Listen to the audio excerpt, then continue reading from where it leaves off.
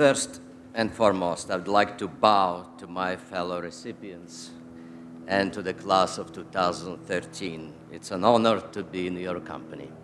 Thank you.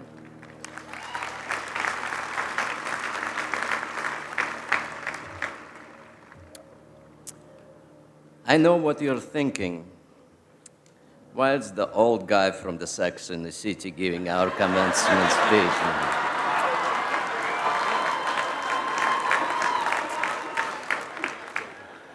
I don't quite yet understand myself. But let me explain. When President Shapiro asked me if I would address class of 2013, I thought it hard about whether to say yes. Why me?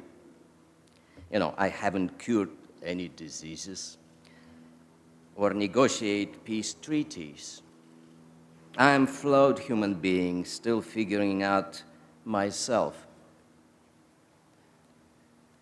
What could I say that would be wise, inspiring, or even educated to you graduates of one of the finest universities in the country? You're educated much better than I ever was. But I accept it for one simple reason. Because my daughter, class of 2014, asked me to.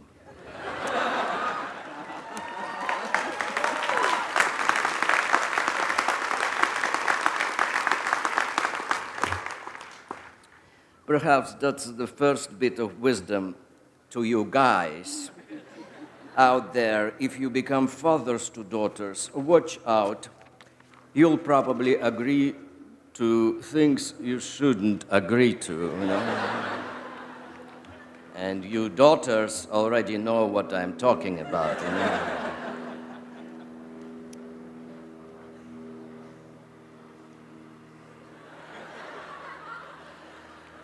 But I'm truly honored to be here. And actually, I said yes for another reason. It was a challenge to myself to do something I don't like to do. To try and say in front of you all something meaningful about life, something meaningful.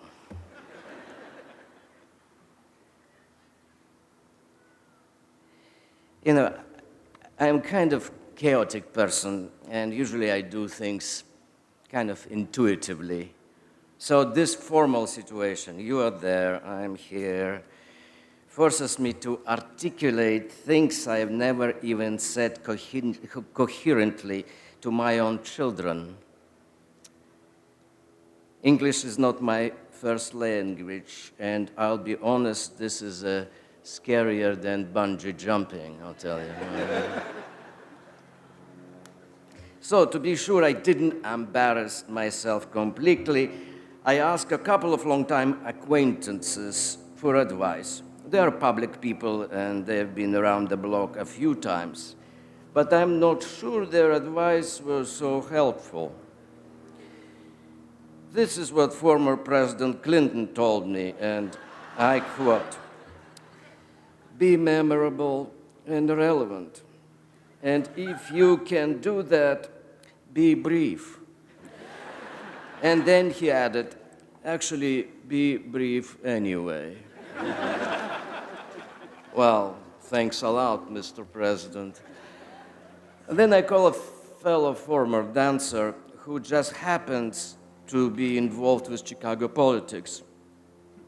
He didn't have advice about giving speeches, but what Mayor Rahm Emanuel said was that he is still using his fancy footwork he learned to dance to negotiate the world of politics. A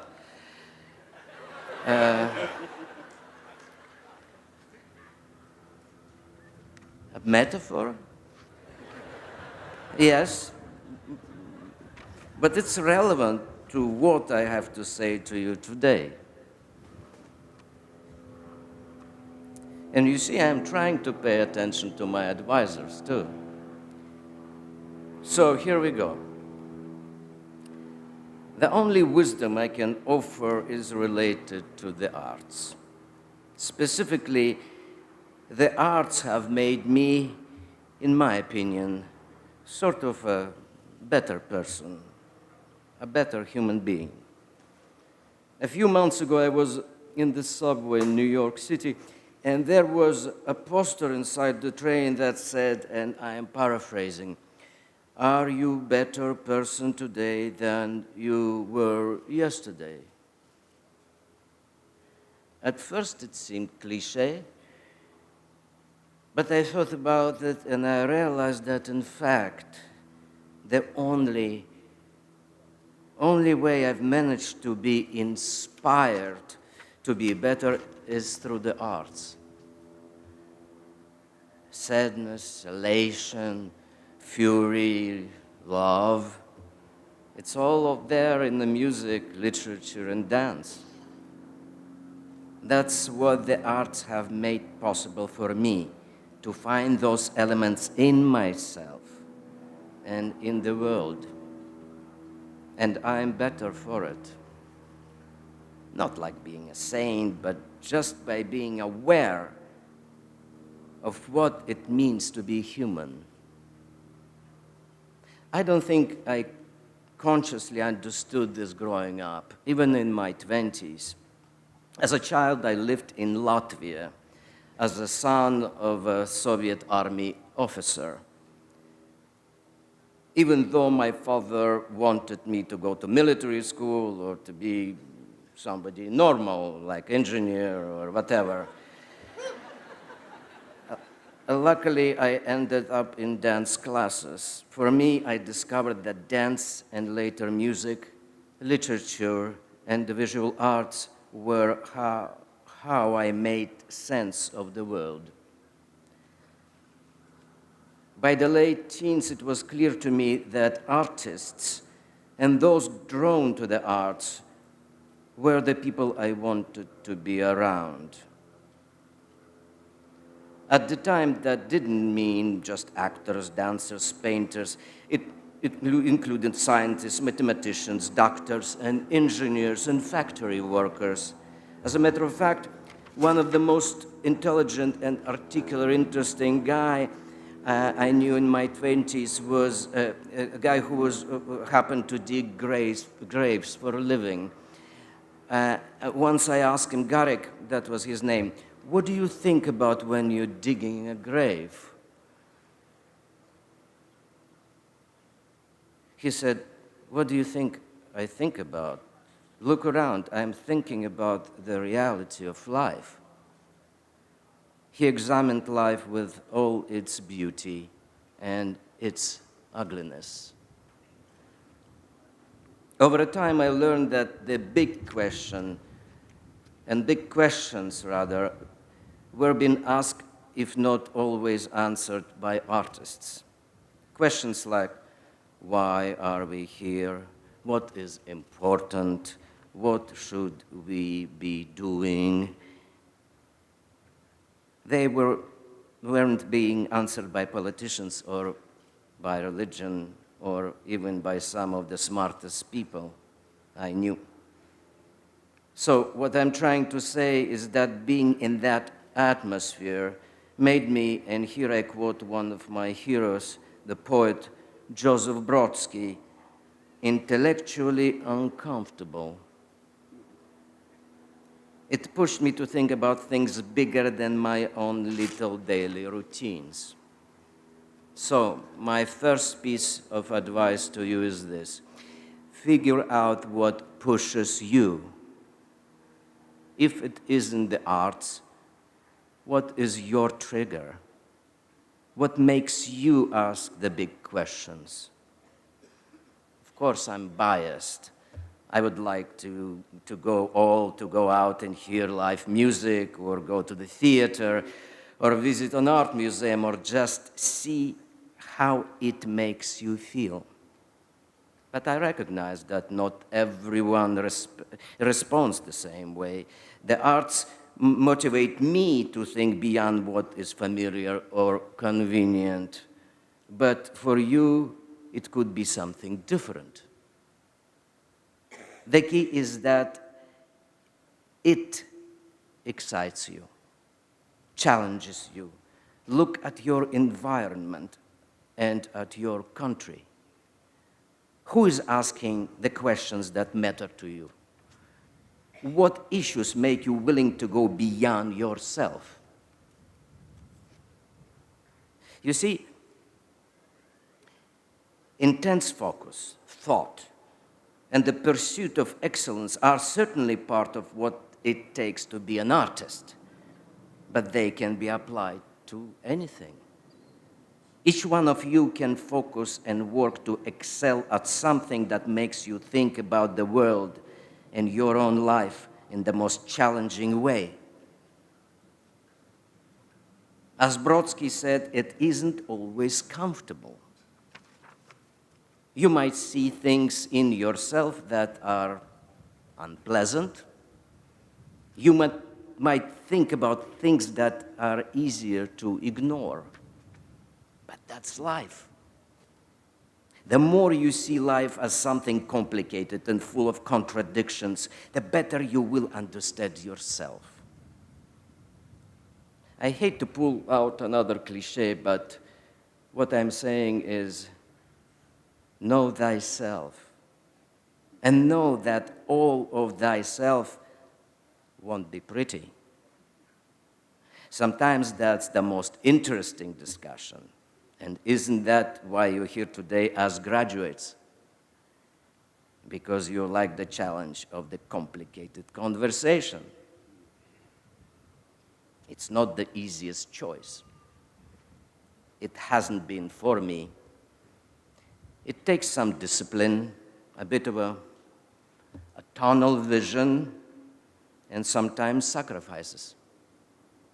But it is a choice, and one that's worthwhile. I'm sure most of you understand what I mean.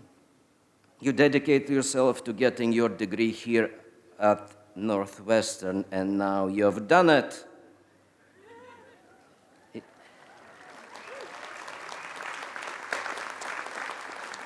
You have managed the quarter system, which my daughter says is a challenge.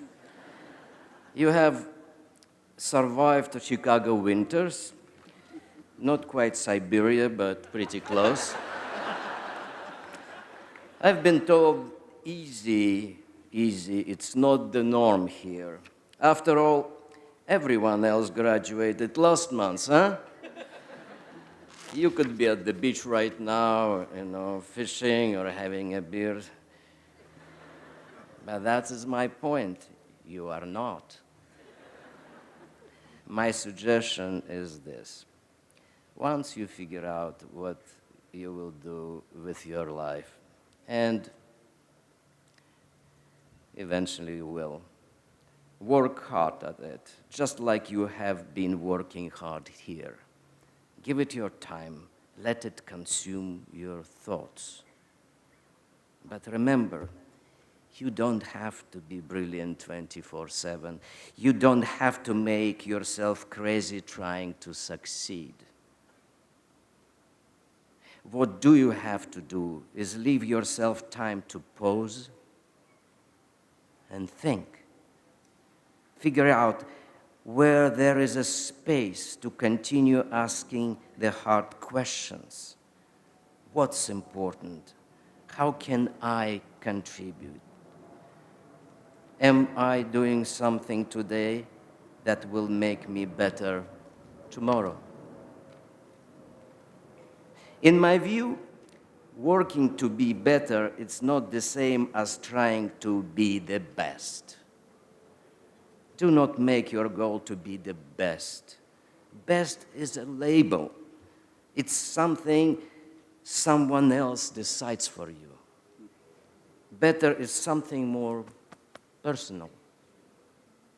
It's a process. And in my opinion, better is something more interesting than best.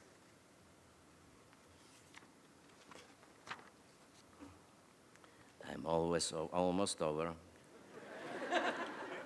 Stay with me.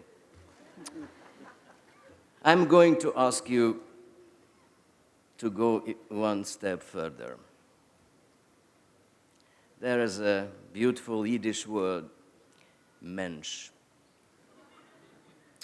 It means someone with integrity, a person with a sense of right and wrong. It's what I try to be every day, and believe it or not, sometimes, not always, but sometimes I succeed. Getting to know yourself, working to be better as being yourself is a process, and any process is confronted with failure. But keep trying. This is what will make you a mensch, and we can use a few more mensches in this world.